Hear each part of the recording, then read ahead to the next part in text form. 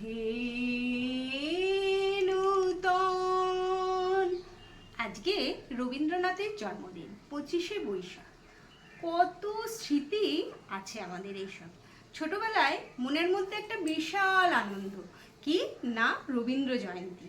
কিন্তু মনে একটা ভয়ও লাগতো, কাল বৈশাখী আসবে, সব অনুষ্ঠান পণ্ড করে দেবে। কোনো কোনো বার তো পণ্ডও করে দিত, কিন্তু যেইবার পণ্ড করেও আবার নতুন সূর্য উঠতো, তখন মনের মধ্যে আনন্দটাই আলাদা। আজকে আমি ঠাকুরবাড়ির স্পেশাল একটা রান্না করে দেখাবো।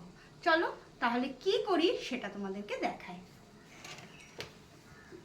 আজকে আমি ঠাকুরবাড়ির স্পেশাল দুধ মুগ পটল বানাবো। তার জন্য চাই পটল তো লাগবেই, মুগ ডাল, দুধ, একটু হচ্ছে জিরে আর শুকনো লঙ্কা ফোড়নের জন্য, আর লাগবে মশলা হিসাবে জিরে বাটা, আদা বাটা আর কাঁচা লঙ্কা।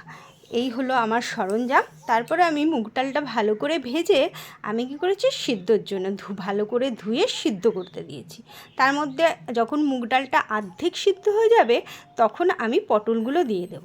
আর ওই যে মশলাটা জিরে, আদা আর কাঁচা লঙ্কা, সেটাও দিয়ে দিলাম। তারপরে ভালো করে ফুটে গেলে আমি এদিকে একটা ফোড়ন তৈরি করে নেব। সেটা হলো গোটা জিরে আর শুকনো লঙ্কার ফোড়ন, ওইটাও দিয়ে দিলাম। আর দুধ ছাড়া তো এই রান্না অসম্পূর্ণ, সেই জন্য আমি দিয়ে দিলাম অল্প পরিমাণ দুধ।